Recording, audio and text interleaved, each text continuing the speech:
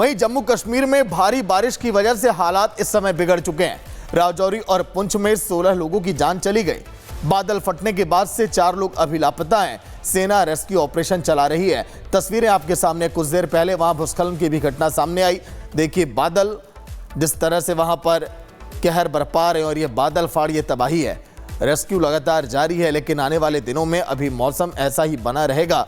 चिनाब नदी की बात करें चाहे अन्य नदियों की भी, वहां पर नदियों का रौद्र रूप इस समय और बढ़ता जलस्तर वाकई में अब परेशानियां आप खड़े कर रहा है। देखिए लोग कैसे बचकर नदियों को पार कर रहे अपने गंतव्य पर जाने के लिए। लेकिन इस बीच प्रशासन भी लगातार ये अलर्ट जारी कर रहा है कि आप इस तरह से रिस्क अपना लें, अपनी जान को आप जोखिम में आप ना डालें। आने वाले दिनों में मौसम अभी कब तक सामान्य होगा इस पर नजर अब बनी हुई है, लेकिन पिछले कुछ दिनों से ऐसा ही मौसम है। यही वजह है कि अमरनाथ की यात्रा को भी फिलहाल अभी रोका गया है, क्योंकि इस तरह के मौसम की वजह से हालात बिगड़ गए हैं। जो पहाड़ी इलाके हैं वहां पर गाड़ियां चलाना भी सुरक्षित नहीं है और पैदल जाने वाले रास्तों पर भी भूस्खलन का खतरा है और लोगों को अलर्ट भी किया जा रहा है।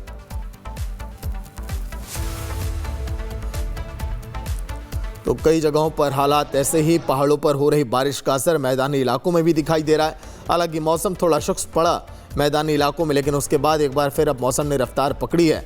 जो मानसून इस बार थोड़ी देरी से बेशक आया, लेकिन पूरे देश भर को 33 दिनों में ही कवर किया, 38 दिन की बजाय।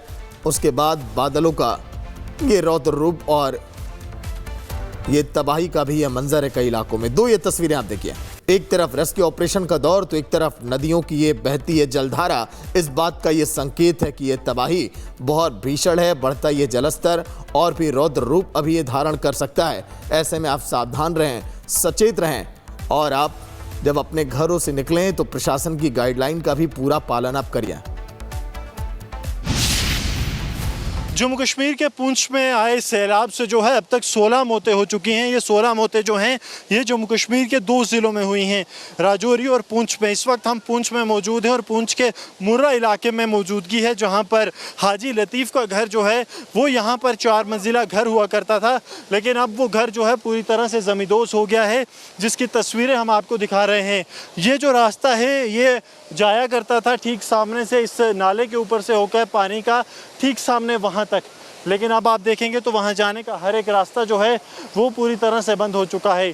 जो लोग उस तरफ हैं वो वहीं पर हैं, जो लोग इस तरफ हैं वो यहीं पर हैं। लोगों की ज़िंदगियाँ यहाँ पर चली गई। इसी जगह की बात करें तो पुंछ के जो सुरनकोट और हवेली इलाका है, यहाँ पर कुल मौतों की जो संख्या है वो 14 पहुँच गई है। 2 मौतें जो हैं वो राजौरी ज़िले में हुई हैं। हालात किस तरह हैं और कैसे ये सैलाब आया, ये तस्वीरें सरजीवन आपको दिखा रहे हैं।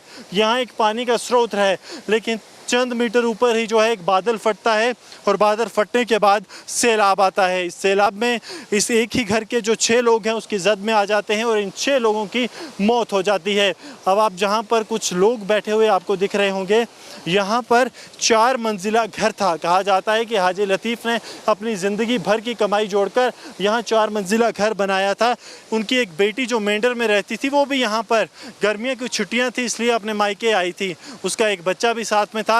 लेकिन बेहद ही दिल को दहला देने वाला वाक़या सामने आया जब बादल फटा और बादल फटने के बाद जो सैलाब आया है, उस सैलाब के बाद ये हालात हैं कि इस घर का एक भी व्यक्ति नहीं रहा।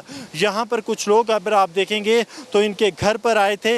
यहाँ पर रास्ते का आखिरी जो है कोना है वहीं पर लोग बैठ गए हैं। तकरीबन अगर बात की जाए तो चलने में 1.5 से 2 घंटे का समय लगता है। सर, बेहद ही दुखद वाक़या हुआ। कब आपको पता चला कि बादल फटा और हाजी? सुबह पता चला था। आप कहाँ से आए? हम देहरादून पुंछ से। पुंछ से आए हैं। यहाँ तो रास्ता भी कट गया है, वहाँ तक पहुँचने का रास्ता भी नहीं। बहुत मुश्किल से आए, वो नीचे रास्ता भी रुड़ी है। पैदल चल कर आए? पैदल नहीं दौड़ गए। तो हुआ क्या था, क्या बताते हैं? बताते कि सैलाब पानी आया पीछे से, तो पता ही नहीं चलिया। एक कहते हैं कि बहुत बड़ा घर था यहाँ। बहुत बड़ा 3 मंजिल था ये। 3 मंजिल घर? हाँ हाँ। तो वो उनके कौन कौन रहता था घर में? एक ही फैमिली के थे, वो 2 बार से आए थे, मजबूरन आए थे रात। बेटी और उसका बच्चा? हाँ। तो अब देखिए कि क्या हालात हैं यहाँ पर। जो परिजन हैं दूर दूर से यहाँ पर आए हैं, लेकिन आखिरकार इन्हें भी कहाँ जाना है, कहाँ जाएंगे, क्योंकि सैलाब का कुछ पता नहीं है कि सैलाब जो है कब दोबारा लौट आए। बुरी हालत है। लोग जो हैं यहाँ रास्ता ढूंढ रहे हैं। किसी भी तरफ आप देखेंगे तो लोगों को जो ये है कि बस रास्ता मिल जाए। लेकिन ये जो टूटा हुआ घर है ये कहानी बयां करता है। कहानी ये कि आखिरकार देर रात हुआ क्या था। पहाड़ों की चोटियों से लोग जो हैं वो यहाँ पर पहुँच रहे हैं कि आखिरकार वो देखें कि हुआ क्या था। और जहाँ मैं खड़ा हूँ यहाँ के हालात आप देखिए कि अगर यहाँ से थोड़ा सा भी पैर कोई स्लिप हो जाए तो सीधा जो है वो इस जो पानी का नाला है इसी में जाएंगे। ये रात को ये पानी कहाँ कहाँ तक पहुँचा था वो आपको सामने देखने को मिलेगा कि कहाँ कहाँ इसने मिट्टी जो है वो काटी है और इसका नुकसान क्या हुआ है कि हाजी लतीफ़ और उनका पूरा परिवार जो है इसकी जद में आया। हाजी उस वक्त बाहर थे लेकिन हाजी के बिना इस घर का कोई भी जो है वो बच नहीं पाया। और अब हालात ये हैं कि यहाँ जहाँ एक 3 मंजिला इमारत जो है वो यहाँ पर आबाद हुआ करती थी, इस तेज़ पानी के छलावे से जो है वो पूरा घर बह गया। एक लाश कहीं 1.25 किलोमीटर तो दूसरी लाश का सिर्फ पैर मिल पाया। यही कहानी जो है वो पुंछ से अभी तक सामने आई है जहाँ प्रकृति ने अपना रौद्र रूप दिखाया है। कैमरामैन सरजीवन कुमार के साथ Gursimran Singh, Republic media network. तो आसमान से बरसता ये पानी लोगों के लिए आफत बन चुका है। बारिश की एक एक बूंदें अब लोगों के लिए राहत नहीं है बल्कि अब खतरे की इबारत अब लिख रही हैं। सड़कें पूरी तरह से दरिया बन चुकी हैं। जिस जम्मू कश्मीर को बारिश की आवश्यकता थी लेकिन अब बारिश की बूंदों की एक एक बूंद जो दस्तक दे रही है वो लोगों के सीनों को चीरते हुए जा रही है।